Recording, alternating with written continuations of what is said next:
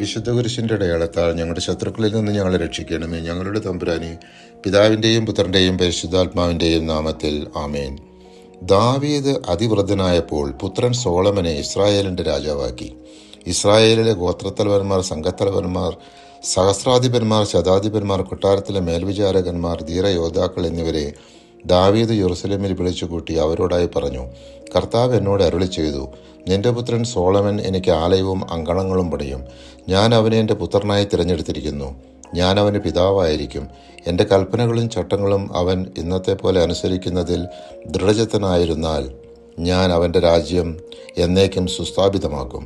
അതിനാൽ ഇസ്രായേലിൻ്റെ കർത്താവിൻ്റെ സമൂഹത്തിന് മുമ്പിൽ നമ്മുടെ ദൈവം കേൾക്കെ ഞാൻ പറയുന്നു: ഐശ്വര്യപൂർണമായ ഈ ദേശം അനുഭവിക്കാനും നിങ്ങൾക്ക് ശേഷം നിങ്ങളുടെ മക്കൾ ഇതിനെ ശാശ്വതമായി അവകാശപ്പെടുത്താനും നിങ്ങളുടെ ദൈവമായ കർത്താവിൻ്റെ എല്ലാ കൽപ്പനകളും അന്വേഷിക്കുകയും അനുസരിക്കുകയും ചെയ്യുവിൻ. 1 ദിനവൃത്താന്തം 28-ാം അധ്യായം 6 മുതൽ 8 വരെയുള്ള തിരുവചനങ്ങൾ.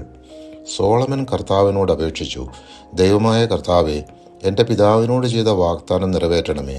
ഭൂമിയിലെ പൊടി പോലെ അസംഖ്യമായ ഈ ജനത്തെ ഭരിക്കാൻ എന്നെ അവിടുന്ന് രാജാവാക്കിയല്ലോ.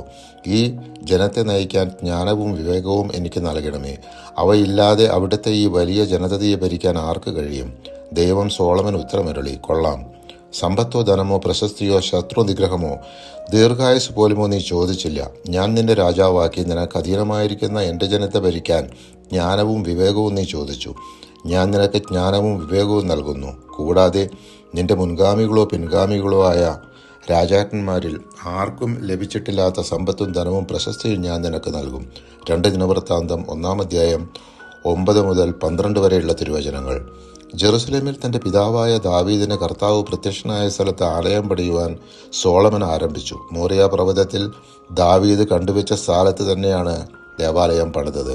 ദേവാലയ നിർമ്മാണത്തിന് ഉപയോഗിച്ച വസ്തുക്കളെപ്പറ്റിയും ഓരോ അളവിനെക്കുറിച്ചും ദേവാലയ ഉപകരണങ്ങളെക്കുറിച്ചും വളരെ ഗഹനമായി 1 രാജാക്കന്മാർ 6 മുതൽ 8 വരെയുള്ള അധ്യായങ്ങളിൽ നാം വായിച്ചു.